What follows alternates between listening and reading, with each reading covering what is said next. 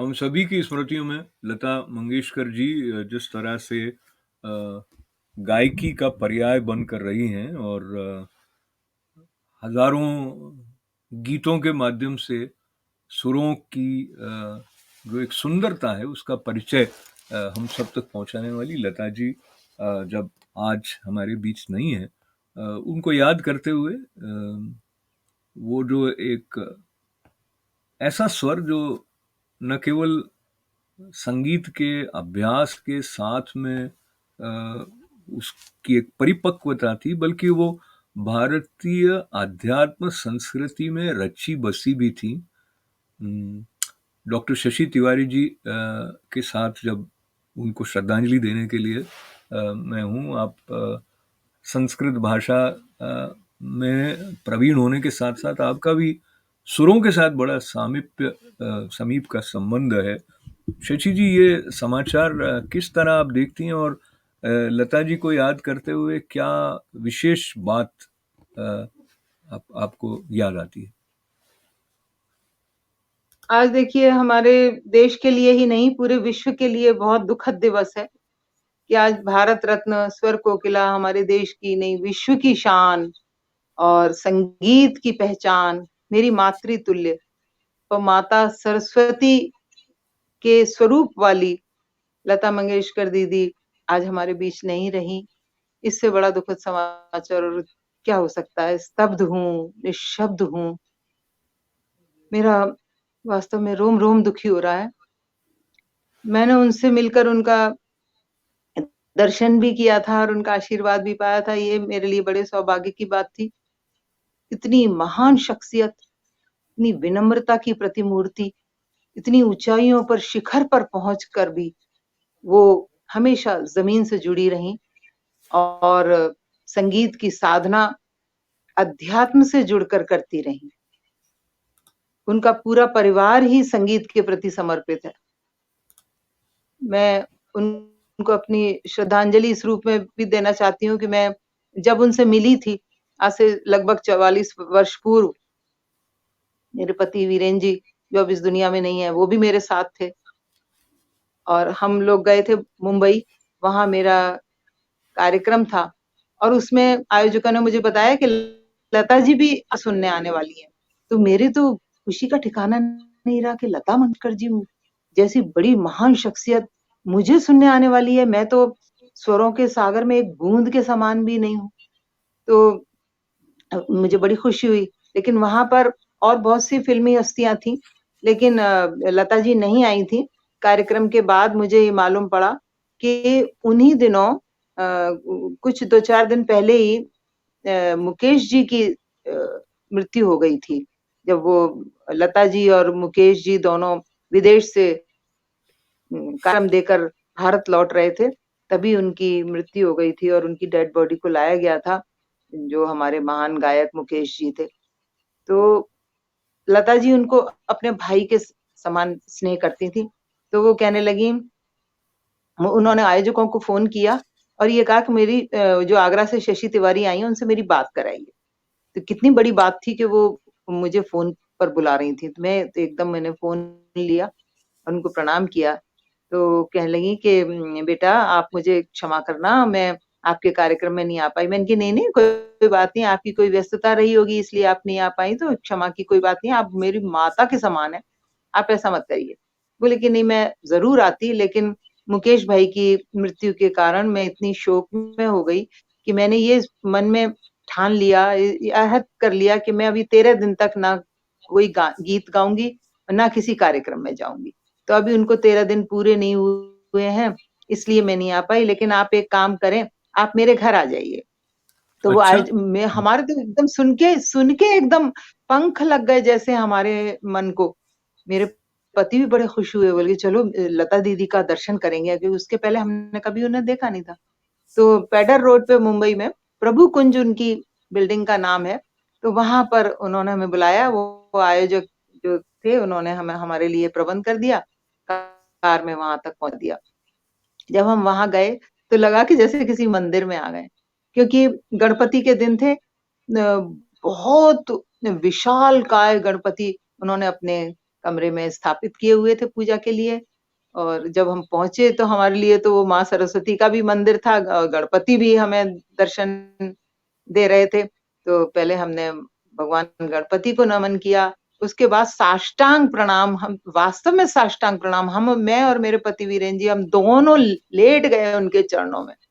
और उन्होंने बड़े प्यार से हमें ऐसे उठाया कि वो स्पर्श मुझे आज तक भूला नहीं है, मेरे अभी भी रोमांच हो रहा है। उन्होंने हम लोगों की खूब आवभगत की, कहने लगी, बेटा मैंने सुना है तुमने कल बहुत अच्छा गाया था।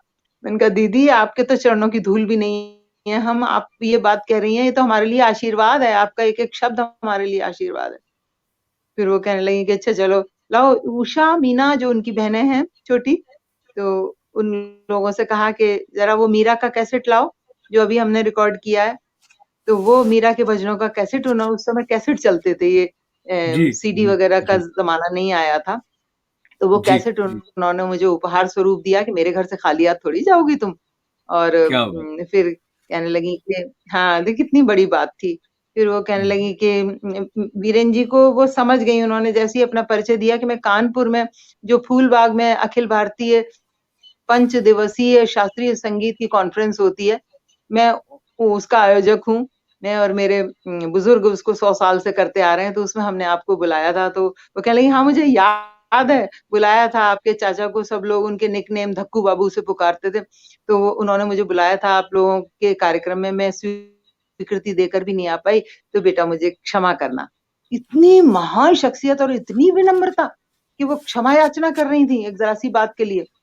तो मेरे पति ने कहा, नहीं आप दीदी एकदम चरण छुए कि आप कैसी बात कर रही हैं, आपकी इतनी व्यस्तताएँ होती हैं, आप इतनी मतलब विश्व स्तर की फ़िगर हैं, आप अब नहीं आ पाई, कोई बात नहीं, आगे भविष्य में जब भी आप आएँगी आपका हमेशा स्वागत है, और आप ही बता दीजिएगा आप जब आना चाहेंगी, हमारी तो हर वर्ष ये कॉन्फ्रेंस होती है। तो इस तरह की बड़ी मतलब अनौपचारिक बातचीत हो रही थी, बड़ी प्रसन्न हो रही थी वो, और हमारी तो खुशियों का ठिकाना नहीं था, हमें तो लग रहा था हमारे रोम-रोम से खुशी फूटी पड़ रही है। फिर उन्होंने चाय-नाश्ता कराया, हमें तो लगा हम प्रसाद पा रहे हैं दीदी का। माँ सरस्वती हमें प्रसाद दे रही हैं। चाय-नाश्ता बहुत बड़ी बात थी कि इतना वो समय हमें दे रही थी कि लो बेटा चाय पियो, ऐसे कैसे चली जाओगी, मेरे घर आई हो तो अतिथि देवो भव, ये उन्होंने कहा। तो उनकी एक-एक बात आज ऐसी रील की तरह से घूम रही है, हमेशा मुझे उनका आशीर्वाद याद रहता है। और तो कहने लगी कि बेटा तुम बहुत नाम करोगी, मैंने सब पता लगा लिया है कि तुमने कल कैसी-कैसी सुंदर-सुंदर रचनाएँ प्रस्तुत की थी, और कभी मौका होगा तो उन रचनाओं को राव में से कोई मुझे देना तो मैं गाऊँगी। बताइए कितनी अरे बड़ी वाह! बात कही, उस समय ना तो ये इस तरह के जी, स्मार्टफ़ोन हुआ करते थे जो झट से हम उनके साथ फ़ोटो खींच लेते, या उन उन उनके शब्दों को हम रिकॉर्ड कर लेते, कुछ भी नहीं कर पाए, बस हमारे ज़हन में, हमारे दिलों में, हमारी रोम-रोम में उनके आशीर्वाद बसे हुए हैं। शशि जी, और मेरे पति तो थोड़ा इस दुनिया में हुँ, मैं मेरे ऐसे पति इस आपसे दुनिया में नहीं रहे, हुँ, और आज लता जी भी नहीं रहीं, दोनों ही इस दुनिया में नहीं है, बस यादें ही शेष हैं। मैं तो उनको शत-शत नमन ही कर सकती हूँ, और कुछ वश में नहीं है, नियति बलवती होती है, शशि जी, ये हमें सिर जो झुका के समय मानना आता है ऐसा, पड़ता है। जी, मैं जी, आपके साथ ये बात हम सबके लिए याद करना चाहता हूँ कि जैसे श्रीमद् भगवद गीता में भी जातस्य ही ध्रुवो मृत्युर संकेत करते हुए भगवान ने कहा कि ये क्रम है, जो भी जिसका जन्म हुआ है उसको जाना है। और जी, श्रीमद् जी, भगवद गीता भी लता दीदी ने गाया भी था, और भी बहुत सारे जो हमारे स्तोत्र हैं संस्कृत के, वो जी, उन्होंने वसंत गाए। जी, पंचमी वसंत पंचमी का दिन उनके लिए ऐसा तय किया गया कि माँ सरस्वती ने उनको जैसे अपने गोद में बिठाकर आलिंगनबद्ध ऐसे किया हो कि वो छुप गई हैं, लेकिन वो माँ के जी, साथ एक जी। में थी भी और हो भी गई हैं। तो उनकी गायकी के बारे में आप कुछ कहें और बात ऐसी, क्योंकि गायन के साथ में एक सात्विक भाव और साधना की तरह जो उनका सुरों के साथ संबंध जागृत था, वो उनके गीतों के द्वारा हम तक आता रहा है निरंतर। आप स्वयं गायिका भी हैं। आप उनकी गायकी के बारे में क्या विशेष बात आपको ऐसी लगती है जो और गायक गायिकाओं से उनको अलग करती? वो सिर्फ कंठ से नहीं गाती थीं। मुझे ऐसा महसूस होता था कि वो अपनी आत्मा से, अपने हृदय से स्वरों को निकाल रही हैं। क्योंकि जैसे शब्द होते थे, उसी तरह के स्वरों की संयोजना उनके गायन में आ जाती थी। जैसे कुछ संगीत के तत्व होते हैं, जैसे खटका, मीड़, मुर्की, सरगम, इस तरह के ये जो सांगीतिक तत्व हैं, वो सब उनकी गायन शैली में थे। और अगर भाव के अनुकूल, जैसे कि अगर खुशी का गीत है, तो उनके स्वर में उल्लास होता था। यदि दुखद घटना के आसपास यदि वो गीत है, तो उनके स्वर में करुणा अ, समाई रहती थी। ये भावानुकूल जो उनका स्वर संयोजन था, वो ही तो जादू और चमत्कार करता था। ऐसा नहीं कि कुछ भी हो और उनका स्वर कैसा भी लग जाए। जैसा उनका भाव होता था शब्दों का, उसी भाव में डूबकर और उस जिस भाषा में वो गा रही होती थी, उस भाषा के उच्चारण का सौंदर्य भी अपने स्वरों में समा लेती थी। ये उनकी गायकी की विशेषताएँ थीं। केवल गाने के लिए नहीं गाती थीं, लगता था जैसे वो आराधना कर रही हैं। उनके स्वरों और में पूजा छुपी होती थी। बिल्कुल, उनके सारे गीत अच्छे सबको लगते रहे, फिर भी कोई ऐसा विशेष आपका प्रिय उनके गीतों में से, लता जी के गाए हुए गानों में से? उनके तो मुझे सब सारे हज़ारों उन्होंने गीत गाए, मुझे तो कोई गीत ऐसा नहीं है कि मैं ये कहूँ कि मुझे पसंद नहीं है, मुझे सारे गीत उनके पसंद हैं। लेकिन एक गीत जो है कि तुम मुझे यूँ भुला ना पाओगे, जब सुनोगे मेरे गीत मेरे, संग-संग तुम भी गुनगुनाओगे, तुम मुझे यूँ भुला ना पाओगे। ये मुझे लगता है रफ़ी साहब की बहुत ही आवाज़ में भी सुंदर आए। है उन ये हाँ, रफ़ी शायद साहब की पगला आवाज़ में भी है, दोनों पगला ने ही कहीं का बहुत ही फ़िल्म। सुंदर गाया है। हाँ, जी? शम्मी कपूर उसमें थे। शायद पगला कहीं का फ़िल्म से है जी, शायद। हुँ, शायद तो ये है। जी, जी, हाँ, आप ठीक कह रहे हैं। अ, तो आप उस समय जिस कार्यक्रम के निमित्त उनके सम्मुख जाने का अवसर हुआ था, वहाँ पर आपने क्या प्रस्तुत किया था, याद है आपको अभी तक? मैंने कुछ अपनी रचनाएँ प्रस्तुत की थी, तो उसकी रिकॉर्डिंग भी आयोजक ने की थी, तो वो रिकॉर्डिंग उनको सुनवा दी थी। उन्होंने कहा था, "मैं आ तो पाई नहीं, तो मुझे रिकॉर्डिंग सुनाओ।" तो उन लोगों को सुनवा दी होगी। उन्होंने अपने जी, संसाधनों से रिकॉर्ड लिया था। मेरे पास तो तो वो आज रिकॉर्डिंग भी नहीं है, हुँ, मुझे बड़ा अफ़सोस हो रहा आपकी है।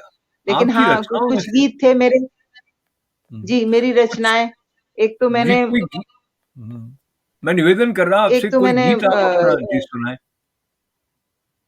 अच्छा, जिसमें यादों का भी संदर्भ हो मैंने यदि ऐसी कुछ पंक्तियाँ हैं तो जी।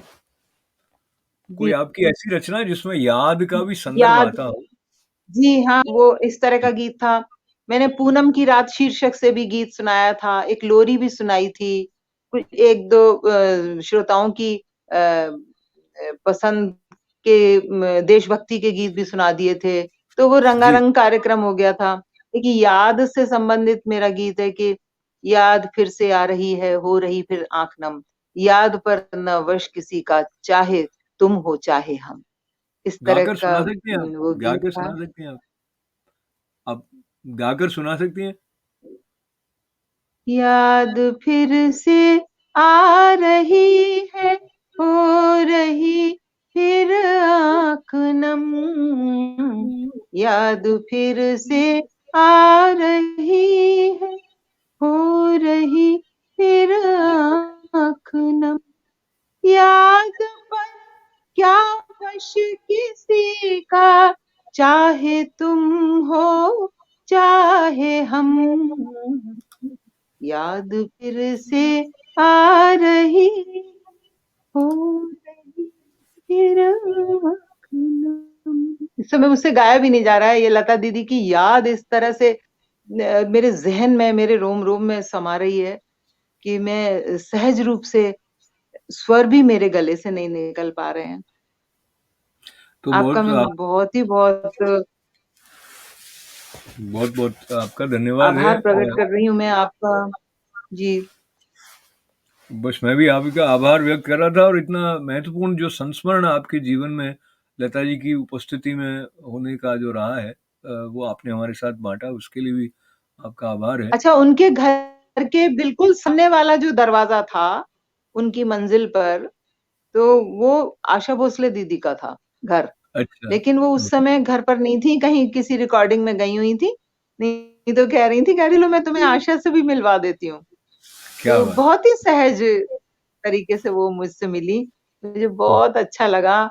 मैं उन क्षणों को कभी भूल नहीं सकती। मेरे लिए एक बहुत बड़ी जीवन की धरोहर है वो क्षण, वो मुलाकात और वो उनका दर्शन।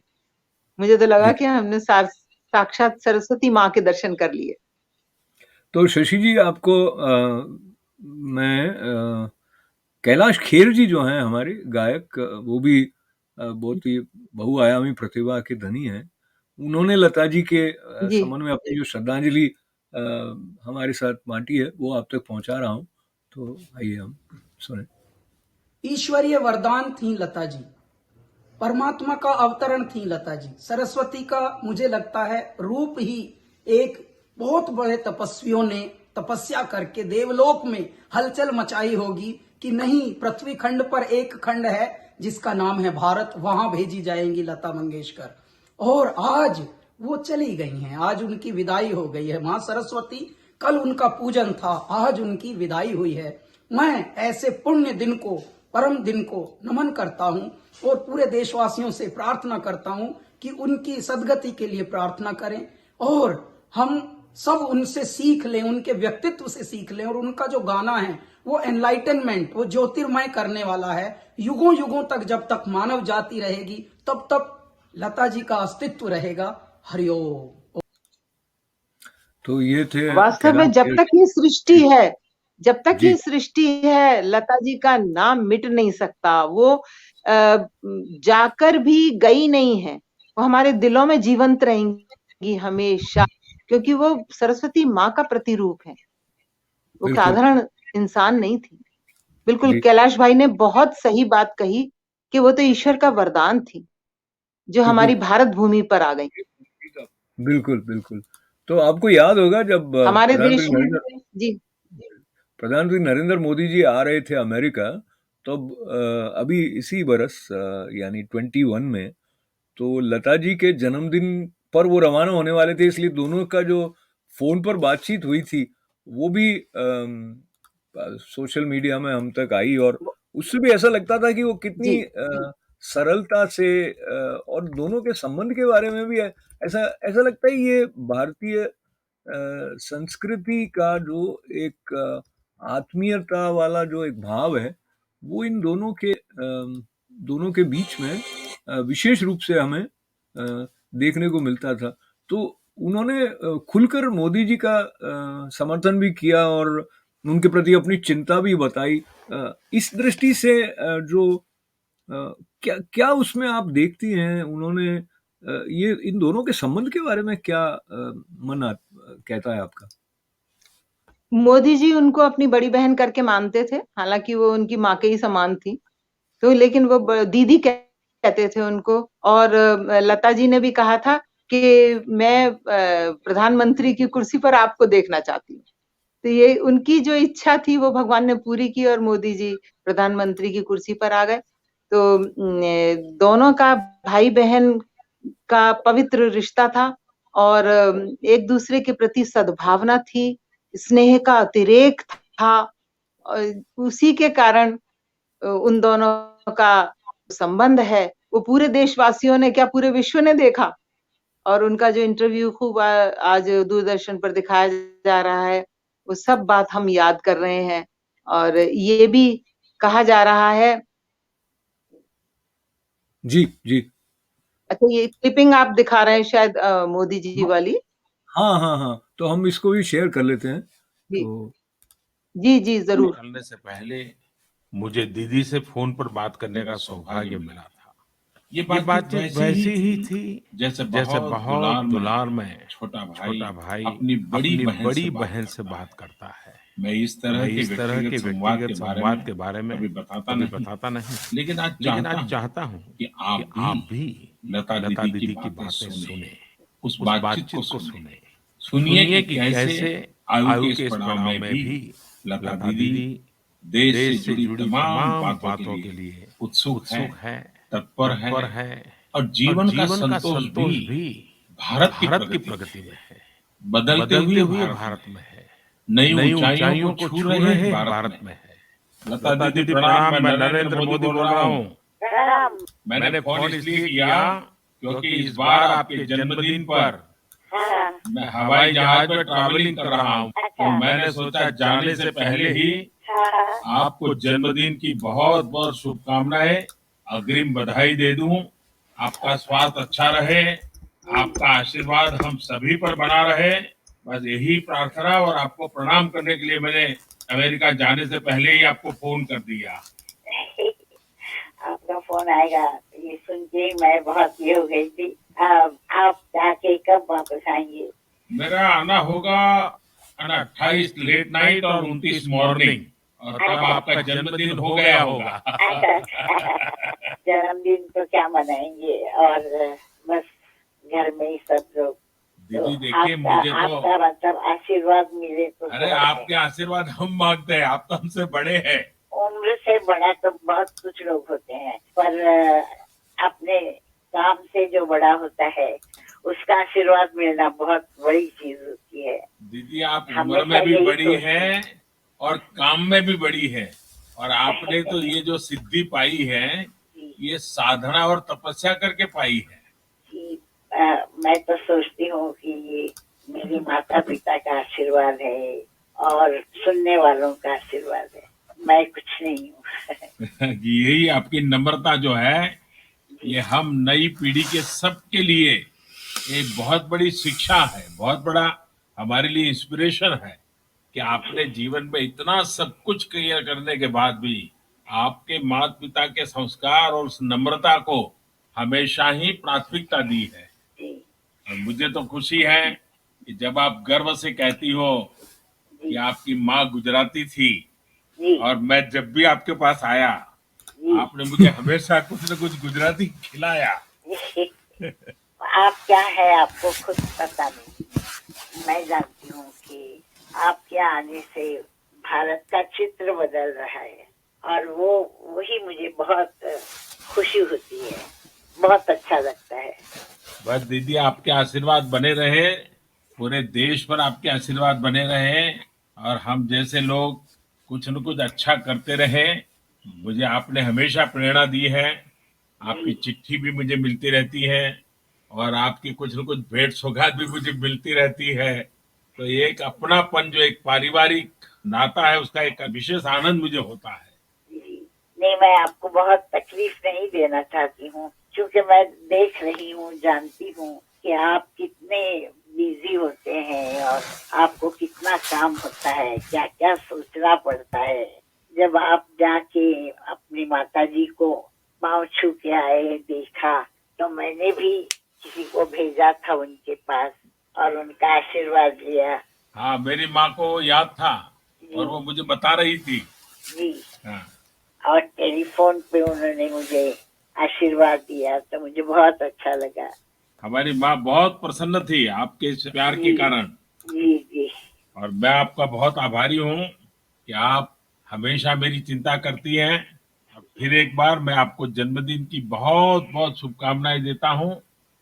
इस बार मुंबई आया तो मन करता था कि रूबरू आ जाऊं, लेकिन समय की इतनी व्यस्तता थी कि मैं आ नहीं पाया। लेकिन मैं बहुत ही जल्द आऊंगा और घर आकर के कुछ गुजराती चीजें आपके हाथ से खाऊंगा। जी जरूर जरूर जरूर, ये तो मेरा सौभाग्य हो गया। प्रणाम दीदी, प्रणाम, बहुत शुभकामनाएं आपको। बहुत तो, बहुत तो ये अब मोदी जी को अब ये अवसर कभी उनके हाथ का कुछ खाने का तो नहीं मिलेगा, लेकिन वो उनके अंतिम संस्कार में सम्मिलित होने जा रहे हैं, ये समाचार तो हैं। और जी, एक ये एक हमारे विनम्रता के वो शिखर बात कर रहे थे आपस में। विनम्रता के दो शिखर, एक तरफ मोदी जी और एक तरफ हमारी लता दीदी, दोनों एक से बढ़कर एक विनम्र, इतनी महान शख्सियत हैं दोनों। ये विनम्रता ही तो मनुष्य को महान बनाती है। शशि जी, एक हमारे यहाँ अमेरिका में है, पंडित जसराज जी की शिष्या भी हैं और स्वयं बहुत अच्छी गायिका भी हैं, व्हाइट हाउस में भी उन्होंने गाया, पंडिता तृप्ति जी। उनका एक ऑडियो संदेश लता जी के बारे में है, वो भी आपके साथ में मैं सुनता हूँ, यदि उस तक पहुंच सके तो मैं उसका प्रयत्न करता हूँ।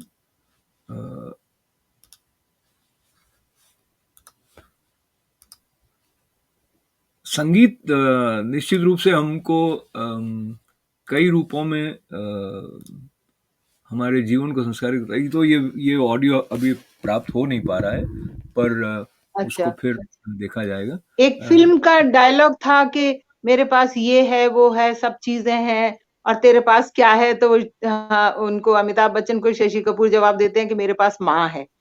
तो ऐसे ही हम बड़े फख्र से हमेशा से कहते रहे, बचपन से कहते रहे कि हमारे देश के पास, हमारे पास लता जी हैं।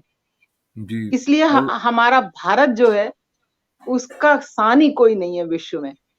हम ऐसे लता जी पर बचपन से गर्व करते हैं। जो मिला था जी, उनको जो भारत रत्न मिला था, तो उन्होंने ऐसा लगता है अपने स्वरों के माध्यम से वो सब तक पहुंचाया है, और सबके भीतर ऐसी आभा, ऐसी एक अलंकरण जो है आत्मीयता वाला, वो लता जी ने पहुंचाया है।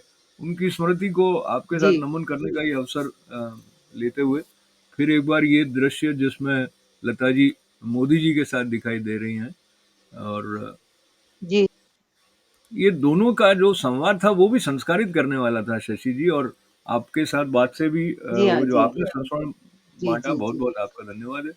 और निश्चित रूप से लता जी का आशीर्वाद भारत के प्रधानमंत्री मोदी जी के साथ ही नहीं, बल्कि सभी के साथ में किसी न किसी रूप में, जो पूरे भारतवर्ष के साथ उनका आशीर्वाद है, पूरे भारत के साथ। जब मोदी जी के साथ है तो पूरा भारत उसमें आ गया, और भारत के साथ लता जी का आशीर्वाद है।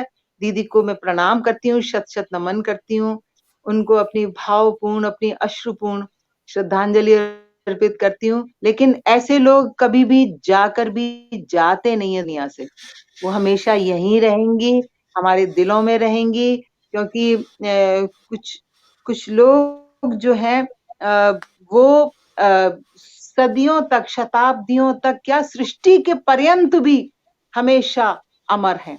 मेरी 4 पंक्तियां हैं, मैं लता दीदी को समर्पित कर रही हूँ। अचानक मेरे ध्यान में आई, कुछ लोग गलत काम कभी कर नहीं सकते, सच्चाई की राहों से कभी डर नहीं सकते, सदियां हमेशा जिसको याद करती रहेंगी, सदियां हमेशा जिनको याद करती रहेंगी, ऐसे ही लोग मर के कभी मर नहीं सकते, ऐसे ही लोग मर के कभी मर नहीं सकते। ऐसे लोग तो अपनी रचना धर्मिता से, अपनी कला के माध्यम से, जो उनका हुनर था उसके माध्यम से, अपनी साधना के माध्यम से, अपनी तपस्या के माध्यम से, और संगीत के प्रति अपनी समर्पण के माध्यम से वो हमेशा जीवंत रहेंगी।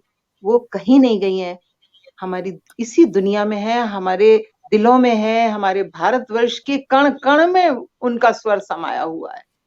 क्या बात है। तो मेरा ऐसा मन हो रहा है कि यदि आप अपनी और भी कोई रचना, और कोई रचना यदि मेरे से, वो दरअसल अशोक भाई ऐसे उनकी याद में ना, और ये सोचकर बार बार ध्यान जाता है कि वो अब नहीं रही। उनका अंतिम संस्कार भी हमने टीवी पर देख लिया, तो एकदम हाथ पैर और आवाज और कंठ सब ऐसी कांप सी रही है उनकी याद में। क्या बताऊं, मतलब मैं अभी सहज नहीं हो पा रही हूँ, इस दुख से मैं उबर नहीं पा रही हूँ।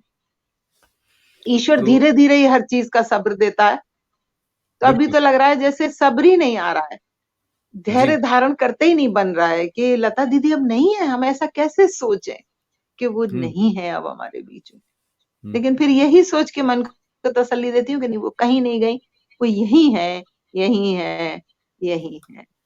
आप संस्कृत भाषा के साथ साथ जो हमारे भारतीय दर्शन का जो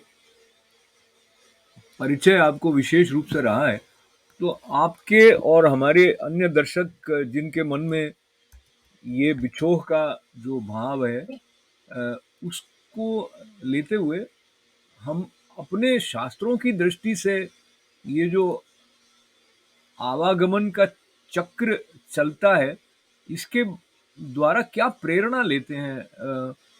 थोड़ी देर के लिए सिर्फ लता जी के बारे में नहीं, बल्कि एक पूरा एक जो मनुष्य के होने की यात्रा है, और सभी एक ना एक दिन ये देह छोड़कर जाने वाले हैं, तो एक जो जाना ही शाश्वत है, है, जी हाँ। जी, जो शाश्वत है उसकी जो सौरभ है, शाश्वत दरअसल वस्तुतः कर्म है हमारा। मनुष्य का कर्म जो है वही उसको मृत्यु के बाद भी उसके नाम को जीवित रखता है।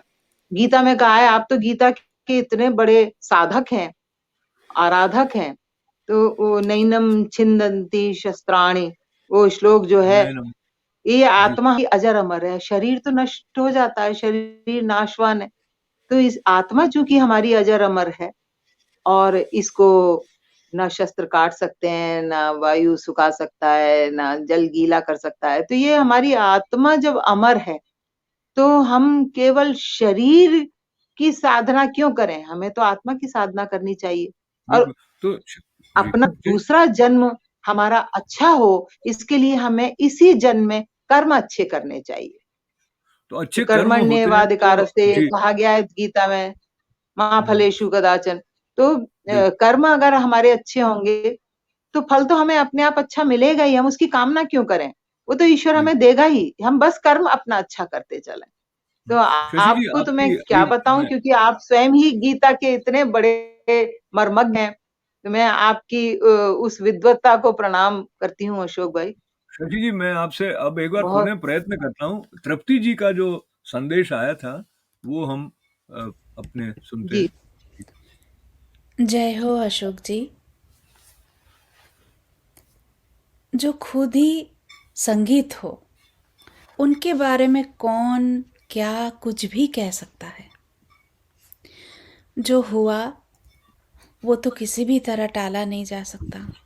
जीवन का ये रूप लेना अमोघ है। जिस भूमि में सुर की साम्राज्ञी का जन्म हुआ, उस भारत भूमि की शान का क्या बखान करें। हम सब एक एक भारतीय गर्वित है, फॉर्चुनेट है कि हम सब का जन्म भारत देश में हुआ। मेरा ये अति सौभाग्य है कि लता जी और मेरे गुरुजी एवरी नाउ एंड देन एक दूसरे को फ़ोन के माध्यम से संपर्क में रहते हैं एक दूसरे के साथ, और मैं चुपचाप बैठ के विटनेस करती रहती ये सब अनमोल घड़ियों की। दोनों जैसे बच्चों की तरह शिशु सुलभ बातें करते हैं, हंसते हैं, खिलखिलाते हैं। और during those conversations, many times I got a chance to pay my respects to her directly during the end of the conversation. मुझे उनको प्रणाम कहने का मौका मिला। मैं इसके लिए मेरे गुरुजी की बहुत बहुत बहुत आभारी हूँ। तो ये लता जी का एक एक गाना संगीत शास्त्र के एक एक पहलू का टेक्स्ट बुक है। हिंदी फिल्म म्यूज़िक को उन्होंने ऐसे समृद्ध किया कि उस स्पेस में रहना, उस स्पेस में आना और उसको समझना, उसको पेश करना, वो सिर्फ एक और लता जी के लिए ही पॉसिबल है, और किसी की बस की बात नहीं है। वर्तमान के सारे संगीतकारों के लिए म्यूज़िक के हर एक सेगमेंट्स पे काम करने की, जो लोग काम करते हैं उनके लिए, आगे आने वाली जनरेशन्स के लिए उनके गानों पे शोध करते जाना है, उनके गानों से सीखते जाएं और ये विरासत को संभालते जाएं। मेरा इतना ही कहना है। इतनी बड़ी शख्स के लिए मैं और क्या कहूँ। तो ये तृप्ति जी हैं जो स्वयं बहुत अच्छा गाती जी भी हैं और उनके भी शिष्य हैं, और आप बहुत उन्हें पंडित जसराज जी के समीप और उनसे सीखने का अवसर भी मिलता रहा। जी, पंडित यादों में जसराज जी की पावन स्मृति को भी मैं नमन करती हूँ। मुझे जी 2 बार आगरा में एक तो सूर सदन यहाँ पर सभागार है उसमें, और एक बार ताज महोत्सव जो यहाँ पर होता है जी उसमें पंडित जी के साथ में तानपुरा छेड़ने का मुझे सौभाग्य मिला। मैं उनके साथ बैठी, मुझे मेरे शुरू में तो मैं घबराई कि इतने बड़े गायक हैं, मैं कैसे करूँगी? बोले नहीं, नहीं बेटा, अरे इसमें क्या बात है, तानपुरा तुम गायिका भी हो और कवियत्री भी हो, तो ऐसे तानपुरा छेड़ने वाले हमें कहाँ मिलेंगे? ऐसे बताइए कितने। पंडित जसराज जी की विनम्रता को भी मैं प्रणाम करती हूँ। वाक़ई वो भी एक शिखर पुरुष, संगीत जगत के बिल्कुल शिखर पुरुष रहे, और उनका नाम भी हमेशा इस दुनिया में अमर रहेगा। उनकी बिल्कुल पावन बिल्कुल। स्मृति को भी नमन करती हूँ। तो पुनः आपका धन्यवाद शशि जी, और लता जी के जी, जी, स्मरण जी। आप भी स्मरण के आभार साथ। कि आपने मुझे लता दी को श्रद्धांजलि इस रूप में देने का मुझे अवसर प्रदान किया। मैं बहुत-बहुत आपकी आभारी हूँ। लता दीदी के लिए तो मेरे पास दुःख प्रकट करने के लिए जैसे शब्द चुकता हो गए, जबकि मेरे पास शब्दों की ही पूंजी है और कुछ है भी नहीं मेरे पास। और वो शब्द भी चुक गए जैसे, कि मैं उनको किन शब्दों में श्रद्धांजलि अर्पित करूँ। बस मैं उनको मन ही मन चरण स्पर्श करके उनको माँ सती के रूप में देखते हुए उनको नमन करती हूँ, उनको अपनी श्रद्धांजलि अर्पित करती हूँ। उनका नाम सृष्टि पर्यंत रहेगा। जब तक ये सृष्टि है, ये नदियाँ हैं, ये चाँद है, ये सूरज है, ये प्रकृति है, हमेशा उनका नाम रहेगा, क्योंकि लता जी तो ना कोई पहले हुआ, ना आगे कभी होगा। न भूतो न लता जी का एक गीत भविष्यति। है, तू जहाँ जहाँ चलेगा मेरा साया साथ होगा। मेरा साया ऐसा साथ लगता है, होगा।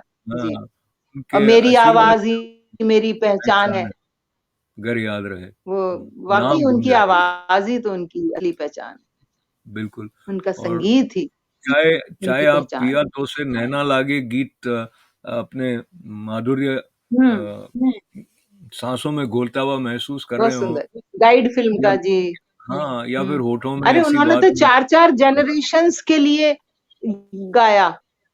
जी जी। इनकी शोभना समर्थ, फिर उनकी बेटी नूतन, तनुजा और उनकी बेटी काजोल, सब मतलब 4-4 पीढ़ियों तक वो सबको अपनी आवाज़ देती रहीं। देखिए, हम्म। कितनी बड़ी बात है।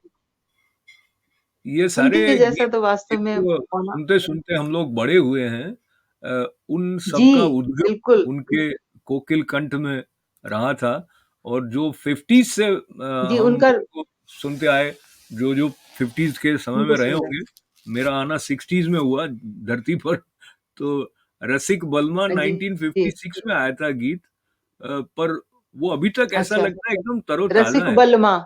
हाँ। हाँ, हुँ। आजा, जी, और मधुमती का पुराने वो गीत गीत तो बड़े अमर गीत हैं, अमर गीत हाँ, हैं पुराने। आजा रे परदेसी। तो वो अरे परदेसी कुछ जी, 60 साल पहले आया था, लेकिन अभी तक एकदम ऐसा लगता है कि अभी आने हाँ। वाला ही है। और अभी का ही बिल्कुल आजा रे परदेसी, मधुमती गीत का। अब देखिए दिलीप कुमार साहब भी नहीं रहे। हाँ, क्या और करें, ये देवानंद जी ऐसी-ऐसी की शख्सियतें चली गई दुनिया से, अब ये दोबारा पैदा नहीं होंगे। ऐसे लोग दोबारा पैदा नहीं होंगे। और शशि जी, वो हम दोनों का जो अल्लाह तेरो नाम गीत भी उनका गाया हुआ था, ऐसा लगता है ईश्वर वो तेरो नाम। अभी भी हाँ, उसी तरह का। और आपको ये याद है कि उनके गीत को सुनकर पंडित नेहरू जी की आंखों में जो अश्रु आए थे, तो इस बार बीटिंग द रिट्रीट में हमारे सैनिकों ने वही गीत, ऐ मेरे हाँ, वतन ऐ के मेरे लोगों। वतन के लोगों, ये जी, पहली बार शामिल किया गया। जी, हाँ, ये भी एक ये बहुत बड़ी बड़ी बात है, बात और ये है। संयोग है कि अभी किसी का हुआ गीत वो। आज तक बीटिंग रिट्रीट में शामिल नहीं किया गया। जी। हाँ, तो और पाकीज़ा के भी, तो अलग-अलग तरह के चरित्रों के गीतों को बखूबी निभाया उन्होंने, जीवन दिया। इन्हीं लोगों उनका ने एक ले गीत कि लिया अभी ना जाओ छोड़कर, कि दिल अभी कि भरा नहीं, तो वास्तव में लगता है कि लता दीदी मिल जाए और कहें कि हम लोग कहें कि अभी ना जाओ छोड़कर। और एक वो वाला एक ऐसे प्यार का नगमा रोमांचित हो है। रही हूँ मैं। हाँ, वो भी गीत आपको हाँ, याद एक होगा, एक प्यार का प्यार का नगमा है, नगमा है, मौजों की मौजों की रवानी है, रवानी, संतोष आनंद जी का है। जिंदगी, हाँ, जी, जिंदगी और कुछ भी नहीं, तेरी मेरी कहानी है। और तेरी मेरी कहानी है, बिल्कुल। जया जी की पहली पहली फिल्मों में एक फिल्म आई थी अनामिका, उसमें बाहों में चले आओ, जी, उस गीत के साथ में जो चले एक, आओ। हाँ, तो जो जी, पुराने गीतों में एक कैसा सेंसुअल, गाना, बिल्कुल अलग मूड का गाना था वो, बिल्कुल अलग मूड का। उसमें जो सेंसुअल और टच जो होता था पहले जैसा के गाना गीतों, होता था, जी, जैसा जी, भाव होता था गीत का, हाँ, वैसी ही वो आवाज बनाती थी, वैसी ही हाँ, लेकिन आवाज मैं ये उनके कह रहा कंठ था से कि, आती हाँ, थी। मैं शशि जी ये कह रहा था कि उन गीतों में जो सेंसुअल टच होता था वो भी अब के गीतों से देखें तो उसमें एक पवित्रता सी लगती है। वो काल नदी जो है वो कुछ अलग ही तरह के स्वभाव को लेकर बह रही है। पर आपको वो फिल्म भी जी, याद होगी, जी। आंधी, बिल्कुल, जिसमें तेरे बिना जिंदगी में हाँ। कोई शिकवा तो नहीं। तो इन सब गीतों को याद नहीं, करते करते हम अपने तेरे समय की बिना तरफ, जिंदगी जिंदगी नहीं, ना तो बिल्कुल, शिकवा है लेकिन जिंदगी जिंदगी भी नहीं है। कितना सुंदर तो हम्म, लिखा हुआ गीत, और वैसा ही उन्होंने गाया भी, बहुत ही और सुंदर। वो 80 बरस की थी तब भी 16 बरस की नायिका पर जो गीत फिल्माया जाना है उसको गाती थी तो भी जी, वो हाँ। उतना ही तरोताजा लगता था। तो ऐसा वो लगता मैंने है प्यार कि, किया फिल्म में भी उन्होंने जी, गाया था भाग्यश्री के लिए। अच्छा, हाँ, वो उस फ़िल्म की बात याद आ रही है मुझे जी, कि वो 14 भाषाओं में डब हुई थी वो फ़िल्म, मैंने प्यार किया। इतनी पॉपुलर हुई थी वो, इतनी वाह, लोकप्रियता के कारण। तो हाँ, उसकी 3 भाषाएँ जो ब्रज भाषा, बुंदेलखंडी और छत्तीसगढ़ी, ये हम्म, 3 भाषाओं में एक गीत था, वो शारदा जी का जो एक लोक रंग में था ना, कहें तो से सजना, तोहरी सजनिया, पग पग हम्म, लिए जाऊँ तोहरी बलैया, ऐसे करके वो गीत था ना। तो वो 3 भाषाओं में सूरज बड़जात्या जी ने मुझसे गवाए थे वो गीत। अच्छा, और शैल चतुर्वेदी ने, जी, शैल चतुर्वेदी जो कवि थे, वो मुझे बहन जी, मानते थे और जी, मेरे भाई थे, तो उन्होंने उन गीतों को उस गीत को जो कि शारदा जी ने गाया था, तो उसको 3 भाषाओं में उन्होंने लिखा था, शैल चतुर्वेदी ने। आज शैल जी वाह, भी नहीं है इस दुनिया में, मैं उनको भी याद कर रही हूँ। हम्म, बुंदेलखंडी, छत्तीसगढ़ी और ब्रज भाषा, इन 3 भाषाओं में शैल जी ने लिखा था और मुझसे गवाया फिर वो तीनों भाषाओं में। तो जो शशि जी 14 आपको भाषाओं में डब हुई थी, केवल 3 भाषाओं की बात कर रही हूँ। क्या बात, क्या बात, ये भी एक संस्मरण मेरे साथ जुड़ा हुआ है, तो हम्म, मुझे बड़ा याद आता है ये फ़िल्म कितनी लोकप्रिय हुई थी। ऐसा और बहुत कम होता है कि 14-14 भाषाओं में फ़िल्म डब हो जाए। हम्म, आपको याद होगा फिल्म श्री 420 ये का एक संयोग, गाना, जी, जी, बोले जी, बोले, ये संयोग भी बड़ी मुश्किलों से बनते हैं कभी-कभी हाँ, जीवन में। और ऐसा लग रहा जब है कि प्रभु कृपा उनके, होती है तभी होता है।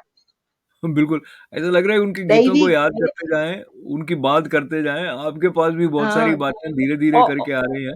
जी, जी और हाँ, जी हाँ, मुझे, बहुत सारी बातें फिर वो निकल के आती हैं ना, याद आता हाँ, जाता है वो प्रसंग। आप बिल्कुल, भी, और आपने मुझे कई बातें याद दिला दी।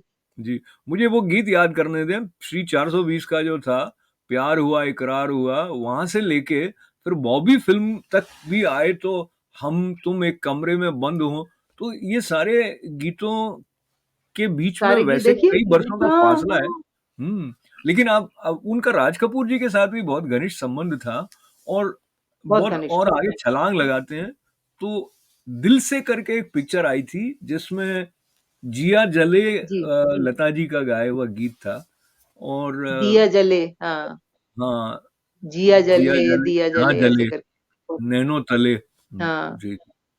पर नैनो अभी मैं तले। हमारी बातचीत का और समापन अब एक और गीत को याद करके करना चाहता हूँ जो कि अ, जी, कभी खुशी कभी गम फ़िल्म का जो शीर्षक गीत था फ़िल्म के टाइटल का, हाँ, कभी खुशी कभी गम। आप याद जी, करेंगे तो वो गीत आपके हुँ, अंदर कहीं गूंजने लग जाएगा। हाँ, कभी जी खुशी हाँ। कभी गम। वाक़ई जीवन तो इसी का ही नाम है ना, कभी खुशी होती है, कभी गम होता है। और इस सब बिल्कुल, से ही निकलते हुए हमें जीवन यात्रा पूरी करनी पड़ती। बिल्कुल, बिल्कुल। तो पुनः-पुनः उनकी पावन स्मृति को आपके साथ नमन करने का नमन अवसर करते हैं। मिला है। जी, जी, जी। बहुत-बहुत धन्यवाद है शशि जी। और ये चित्र हम फिर से देखें मोदी जी के साथ उनका, और ये उनका जी, जी, चित्र, और ये अपने पंडित जसराज जी के जी, साथ, जी, और बिल्कुल। इसके साथ में इन सभी हस्तियों को प्रणाम। जी, जी। नमन।